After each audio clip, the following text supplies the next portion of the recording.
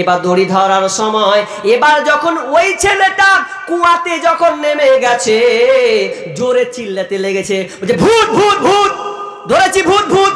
আর যেমনি কয়েছে ভূত ধরেছি, মর কোন দিকে পালাবি, পালা, জান বাঁচাই। উনি গ্রামের একটাও লোক নেই, দড়ি ছেড়ে সবটি পালিয়ে গেছে। যেমনই বলেছে ভূত ধরেছি ভূত, আর যেমন ধরা সবাই সব দড়ি ছেড়ে পালিয়ে গেল। কিন্তু দেখেছেন কি, দুইজন কিন্তু দড়ি ছেড়ে পালাই নাই। একটা হলো মা আর একটা হলো বাপ, তারা দুজনে কিন্তু ছেড়ে যাচ্ছে না। যদি ছেড়ে যায় আমার সন্তান মারা যাবে, এটা আমরা মেনে নিতে পারবো না। তো ওই বাপ মা কি করলো, কষ্ট করে আল্লাহর কাছে চেয়ে বলছে আল্লাহ শক্তি দাও, আমার সন্তানকে তুমি রক্ষা করো। এই করতে করতে করতে লাস্টে শেষমেশ সন্তানকে উঠিয়ে নিল। সন্তান যখন উঠিয়ে নিয়েছে তো কোলে উকিলে উঠে, জানেন, হুল্লু, এটা হুল্লুর বাচ্চা লিয়ে উঠছে, হুলমান হুল্লু লিয়ে উঠছে। তখন করছে হ্যাঁ রে, তোর হাঁকে ভয় খেলিয়ে দিলি রে হুল্লু, বনে জঙ্গলে মানে ভূত কো, হ্যাঁ তুই যে দেখছিস হুল্লু লিয়ে উঠছিস, বাঁদর লিয়া। বলছে আমি দেখতি, এটা আমার পরীক্ষা, ওটাই আমি দেখছি কেন আমার বাপ মাকে ধরি ধরতে বলেছিল। আর ওখানে ভূত মুত নেয়, একটা বাঁদর পড়েছিল, উঠতে পারেনি, দাঁত কাটছে আর কেটে দিছে, উঠাতে পারেনি। এবার দেখেন, যদি বাপ মা যদি দড়ি না ধরতো, হয়তো বা যদি ঘটনাটা তাই হতো, সত্য হতো, তাহলে মারা যেত। কিন্তু এটা একটা গল্প বললাম, তাহলে মা বাপ কত দামি জিনিস। কোনো বাপ মা চাইবে না যে আমার সন্তানটা কোনো বিপদে থাক, মরে যাক। আপনাকে একটা জ্বলন্ত একটা প্রমাণ, চট্টগ্রামের ঘটনা।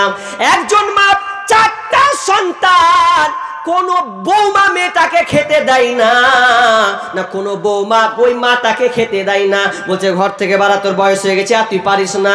আর স্বামীগুলো সব বাইরে থাকে, কোনো বউ শাশুড়িকে খেতে দেয় না।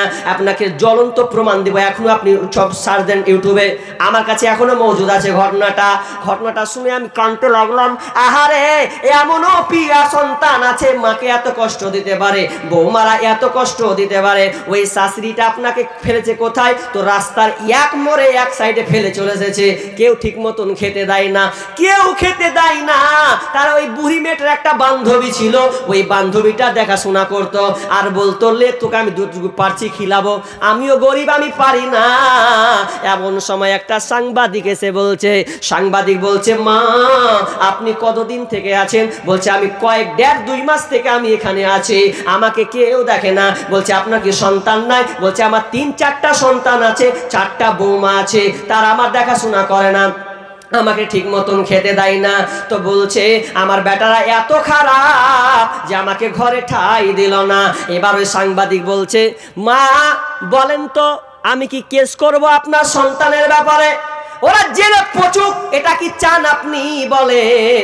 তখন ওই বুড়িমাটা সাংবাদিকের পায়ে পড়ে গেছে আর বলছে বেটা এই কাজটা তুই করিস না, আমি চাই না আমার সন্তান আমি বেঁচে থাকবো আর ওরা জেলে যাবে, এটা আমি চাই না। ওরা না বুঝে আমাকে পাঠিয়েছে, আমি আর কয়দিনের জিন্দেগি আছি, এই জয়দিন আছি এখানে পচে মরে শেষ হয়ে যাব, কিন্তু আমি জীবিত থাকতে আমার কোনো সন্তানকে আমি জেলে যেতে দেব না।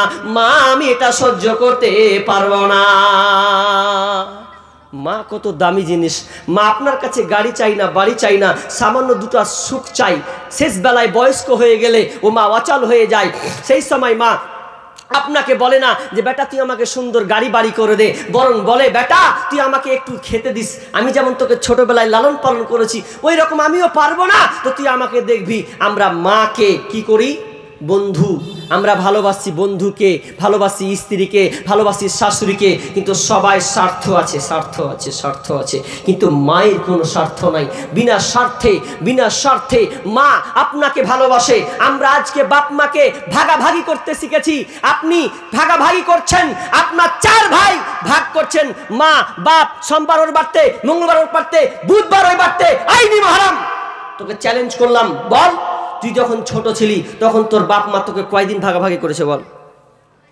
4 জন ছিলি, মা নিজে খাইনি, বাপ নিজে খাই নাই, সন্তানকে দিয়ে দিয়েছে, খা বেটা, খাবি তো আমাকে ভালো লাগবে, তোদের জন্যই তো আমি করছি, যেই কোনোদিন চাইনি। আর আজকে তোমার 2টা টাকা হয়েছে বলে তুমি বাপ বৃদ্ধ হয়ে গেছে তাকে দূরে ঠেলে দিয়েছো, কখন লিবা?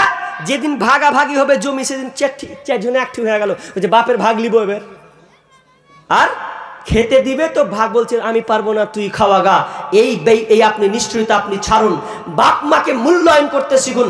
বলেন আজকে জালসা হচ্ছে, আজকে এই পরানপুরে কোন আল্লাহর বান্দা আছে বলেন যে ওই বাপকে আপনি বলেছেন আব্বু আপনি জালসা শুনতে যাচ্ছেন, 100 টাকা নেন, 20 টাকা খাবেন, 30 টাকা খাবেন, 50-70 টাকা আপনি আজকে দান করে দিবেন? কে এরকম আছেন, করেছেন? যে আমি আমার আব্বাকে আজকে 100 টাকা দিয়েছি, আব্বু আপনার কাছে তো টাকা নাই, আমি আপনাকে 100 টাকা দিলাম, এই নাও 20 টাকা খাবে আর 80 টাকা এই মসজিদে দান করে দেবে। কোন সন্তান পেরেছি বলেন? আপনার বাপ কারো চায়ের দোকানে বসে হয়তো ফেল ফেল করে দেখছে, আপনি বলেছেন কোনোদিন আব্বু 20 টাকা দিলাম, এই দোকানে তুমি সকালে চা খেয়ে আসিয়ে তুমি কোনোদিন করেছেন? অথচ আপনি ছোট অবস্থায় জিদ করেছেন আব্বা 10 টাকা দাও, নাহলে যাব না, 10 টাকা লাগবেই। আব্বা কষ্ট মষ্ট করে না থাকলেও ধার করেও কারো 10 টাকা সন্তানকে দিয়ে দিয়েছে, সন্তান তুমি স্কুলে যাও। কিন্তু আজকে আমরা সন্তান হয়ে আমরা বাপ মায়ের সঙ্গে এত খারাপ আচরণ করছি যা বলার কথা নয়। বলতে আশ্চর্য লাগে, একটা জঙ্গিপুরের একটা ঘটনা, বেশি দিনের ঘটনা নয়, এই ঘটনাটা এত মারাত্মক ঘটনা আপনিও থুতু ফেলবেন যদি আপনি ভালো সন্তান হন। তাহলে একটা বাপ ভ্যান নিয়ে বাড়ি থেকে বের হয়েছে, তো পরনে লুঙ্গি নেই, গামছা পরে ভ্যান চালাচ্ছে, গামছা পরে, আর যে পোশাকটা পরে আছে ছিঁড়া গেঞ্জি, একটা ছিঁড়া মানে কি বলে ডিস্কো পরে আছে, যে ভ্যান চালাচ্ছে। মাল বেশি নিয়েছে, মাল যখন বেশি নিয়েছে তো একটা এই আপনার মোটরসাইকেলওয়ালা নামছে, দিয়ে বলছে হ্যাঁ গো এতটি মাল নিয়েছেন, পারবেন না তো এত মাল নিয়েন কেন? বলছে কি করবো রে বেটা, চাপিয়ে দিয়েছে, আমাকে নিতে হচ্ছে, 2 টাকা হবে এই লেগে। তো লোকটাকে ওই জমিপুর ব্রিজটা ওভার করে দিলে, উঁচাটাকে পার করে দিলে, পার করে দেওয়ার পর এবার ওকে খারাপ বলছে বাবজি খারাপ হন, একটু খারাপ হন, একটু কথা বলবো। কি খেয়েছেন বাবজি? বলে কি খাবো বেটা, সকালে 2টা শুকনা মুড়ি খেয়েছি, ওটা খেয়ে বেরিয়ে এসেছি, কি করব? তো এত মাল নিয়েন না। বলছে কিচ্ছু করার নাই বেটা, আমাকে মাল দিয়েছে, তাহলে আমার 2 টাকা দেবে, কমালে তো আর আমার তারই নাই, জট্টি চাপাচাপটি দিতে হয়েছে। তো কিছু মুড়ি খেয়েছেন? তো বলছে একটা প্রশ্ন করো বাবজি। কর বেটা। বলছে তোমার পরনে কি ব্যাপার, লুঙ্গি কই? লুঙ্গি কই? তয়লা কেন পরাছেন আপনি, লুঙ্গি নেই আপনার বাড়িতে? আর যেমনই বলেছে লুঙ্গি কই, বাপটা কাঁদতে শুরু করে দিয়েছে, চোখ দিয়ে টপ টপ টপ টপ করে পানি পড়তে লেগেছে। আর ওই ঘটনাটা মনে পড়ে গেছে যখন বলেছেন লুঙ্গি কই, তয়লা পড়ে কেন আপনি ভ্যান চালাচ্ছেন? যেমনই বলা, বাপ কাঁদতে টুকরুক টুক করে কাঁদতে লেগেছে। এখন আপনি ভিডিওটা পাবেন, যেমন কাঁদতে লাগায়। বলছেন কেন কাঁদছেন বলেন? কাঁদিয়েন না, কাঁদিয়েন, আপনাকে কাঁদার জন্য আমি বলিনি। বলছে বেটা রে, তুই আমাকে প্রশ্ন করলি লুঙ্গি কই, আমার কাছে একটা লুঙ্গি ছিল, আমার বেটা আমাকে 1 খান্টা লুঙ্গি দিয়েছিল ঈদের সময়, কিছুদিন অনেক কয়েকদিন হয়ে গেল। তো ওর মায়ের সঙ্গে কোন একটা ঝামেলা হওয়ার কারণে, যেমন ঝামেলা হয়েছে, তো আমার কাছ থেকে আমি সকাল থেকে বার হচ্ছিলাম, তো আমার পরন থেকে লুঙ্গিটাকে খুলে নিয়েছে, আর আমি চট করে আমার ইজ্জতকে বাঁচানোর জন্য আমি তয়লা দিয়ে আমি ঢাকতে লেগেছি, কিছু করার নাই। আর লোকটা বলছে আর কাঁদো কাঁদো ভাব নিয়ে কাঁদছে, ওই আপনার কিনা গাড়ি চালকটাও কেঁদে ফেলেছে, যে বলছে বাপজি আর কাঁদিয়েন না। তো বলেন তো এই ঘটনা শোনার পর আপনার মন কেমন করছে বলেন? কি করে বাপের পরন থেকে ওই বেঈমান লুঙ্গিটা কাটতে পারে, এটা কি করে সম্ভব? বেঈমান এই কাজ তুমি করিও না, যদি আল্লাহর আযাব পড়ে যায়, তোমার গাড়ির ঘুষ্টি বেচে, মানে তোমার গাড়ি বাড়ি তো ঘুষ্টি কিলাই সিচ্ছু তোমার টিকবে না। যদি একটা মায়ের চোখের পানি একটা মানে গজবের বিনিময়ে পড়ে যায়, তো তুমি তৈরি থাকো, দুনিয়ায় তুমি লাঞ্ছিত হবে, পদতলিত হবে। বেঈমান তুমি দুনিয়াতেই তোমাকে পদস্থ হতে হবে। অতএব খবরদার, আমার আল্লাহ বলছেন ওয়াবিল ওয়ালিদাইনি ইহসানা, খবরদার পিতা মাতার সঙ্গে খারাপ ব্যবহার করো না।